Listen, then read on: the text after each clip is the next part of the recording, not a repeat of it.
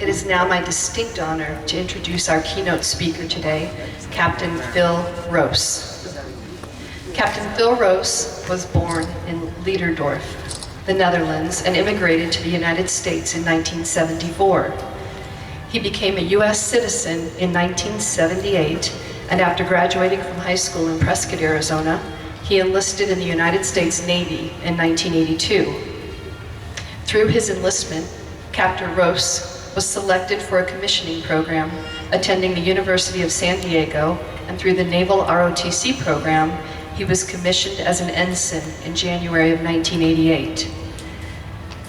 Captain Roos has served worldwide in a wide variety of afloat assignments. The ammunition ship Mauna Kea, he home ported in Concord, California, the Royal Dutch Navy frigate HNLMS Abraham Cranston as an exchange officer, the frigate USS Clark in Norfolk, Virginia, with the destroyer Squadron 50, and he home ported in Bahrain and tasked with enforcing UN Security Council resolutions against Iraq in the late 1990s. Captain Roos also commanded the minesweeper USS Champion in Texas and the Raleigh-Burke-class destroyer USS Sampson. Most recently at sea, Captain Roos served as the Assistant Chief of Staff for Operations for the USS Ronald Reagan Carrier Strike Group.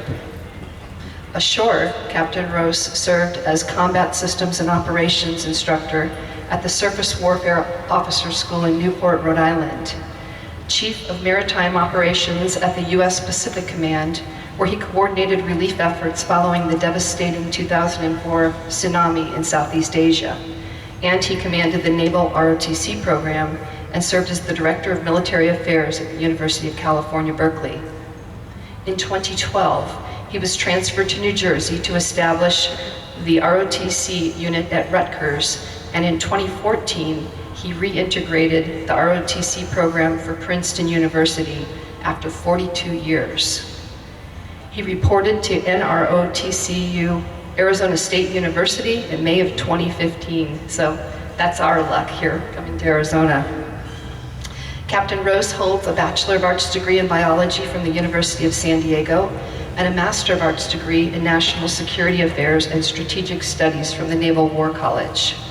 Captain Roos's personal awards include the Legion of Merit, the Defense Meritorious Service Medal, the Meritorious Service Medal with 2 gold stars, the Navy Marine Corps Commendation Medal with 2 gold stars, the Joint Achievement Medal with an oak leaf cluster, the Navy Marine Corps Achievement Medal with a gold star, and numerous campaign and unit awards, medals, and ribbons. Ladies and gentlemen, it is my honor to introduce Captain Phil Roos.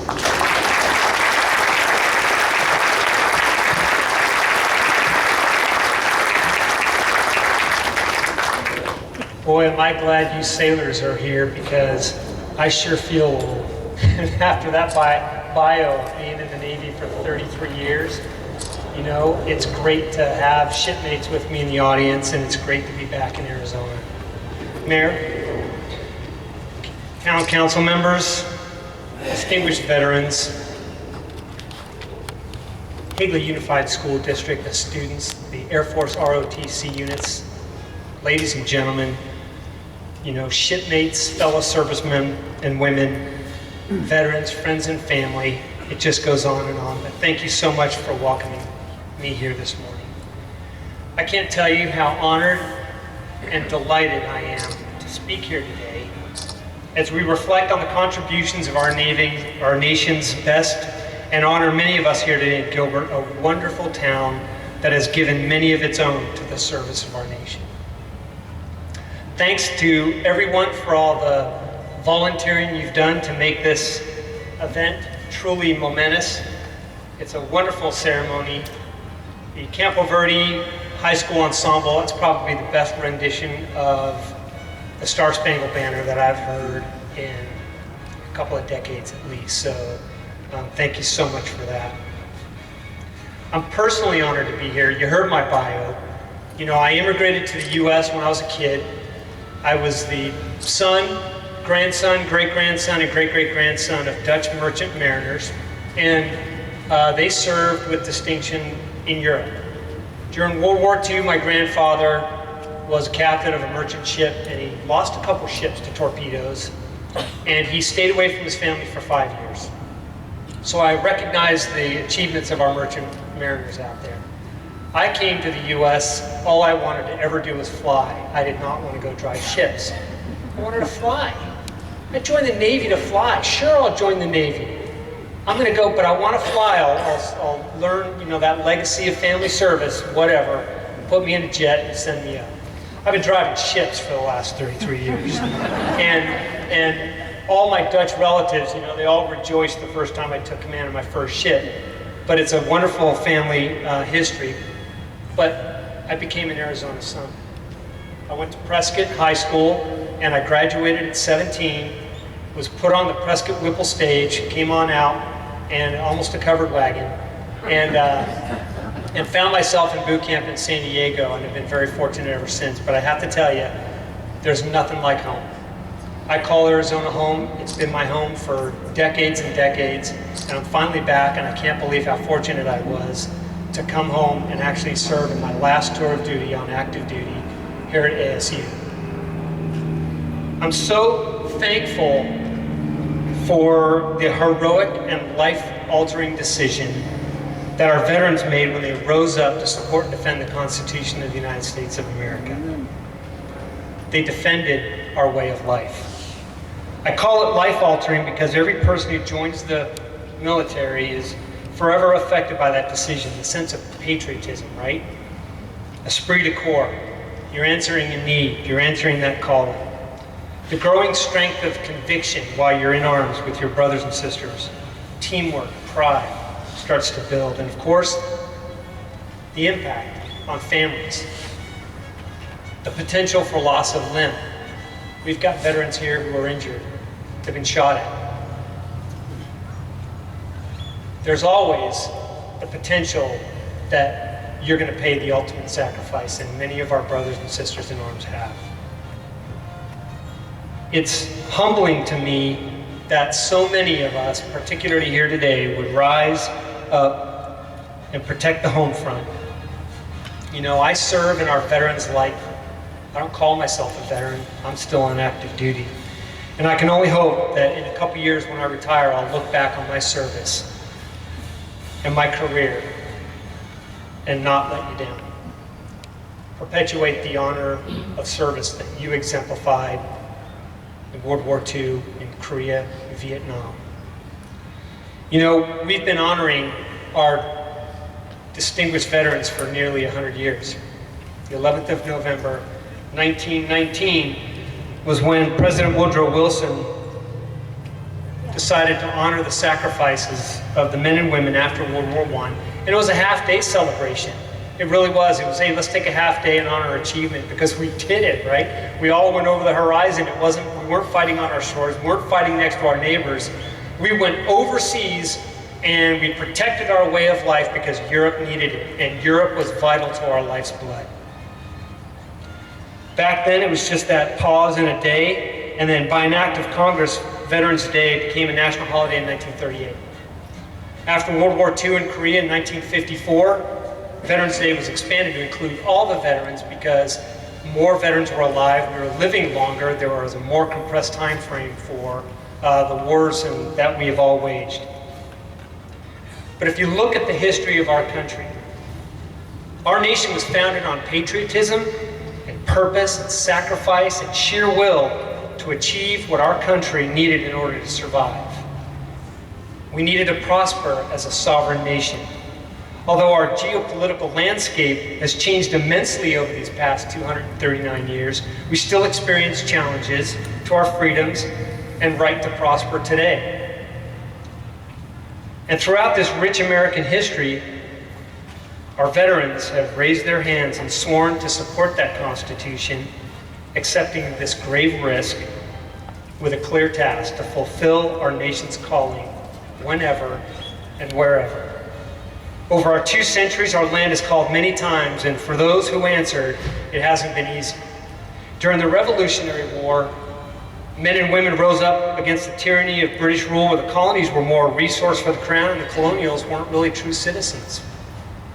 These great founding Americans did so voluntarily against the world's preeminent superpower at the time and overwhelming odds.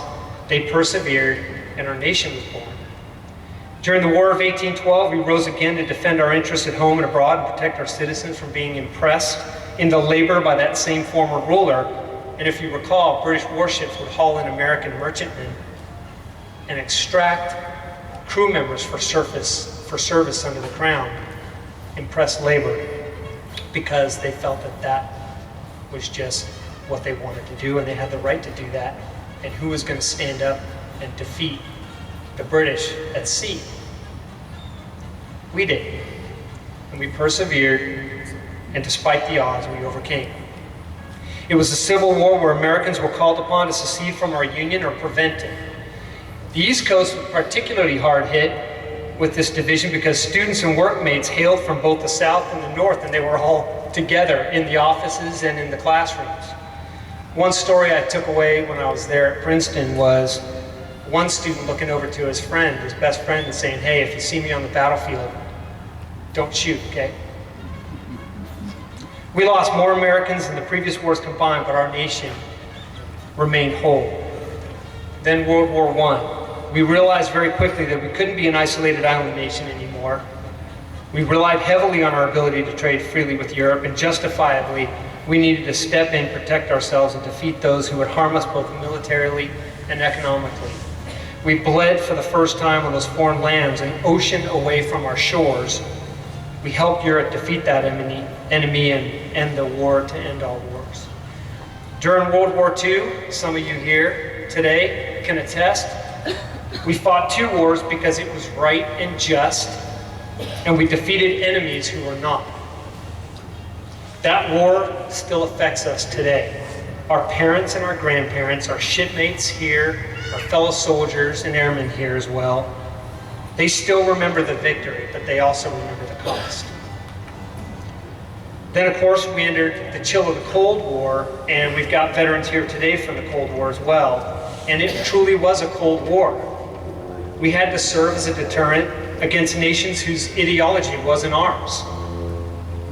It wasn't compatible with us. We believe in liberty, freedom. To stem the expansion of communism, we fought dearly in Vietnam and Korea. It just goes on and on.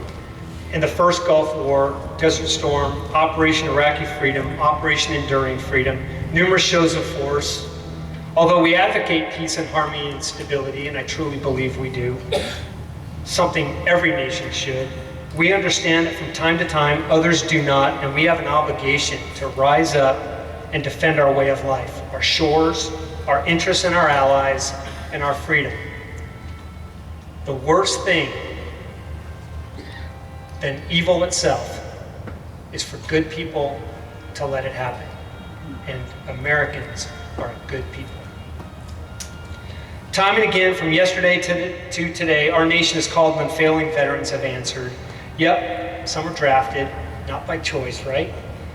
But you served nonetheless with honor and distinction, and if there's any doubt, look at the buildings, highways, ships, airfields, and other fixtures on our American landscape that recognize those who, whether they volunteered or were drafted, stood up, supported our nation's calling, and distinguished themselves heroically under extraordinary circumstance.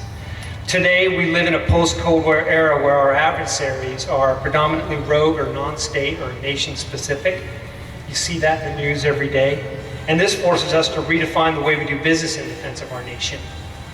It forces us to become more agile, responsive, adaptive, and above all else, ready. Your Navy, for an example, I'm in the Navy, so I figured I'd use Navy as an example. Beat Army. Hey, you know, the Constitution has our back, right? Build and maintain a Navy. It just says raise an Army when you need one. So I love that service rivalry, right, guys? Your Navy, for example, operates worldwide in the defense of our nation, and we're doing it today. You may ask yourself,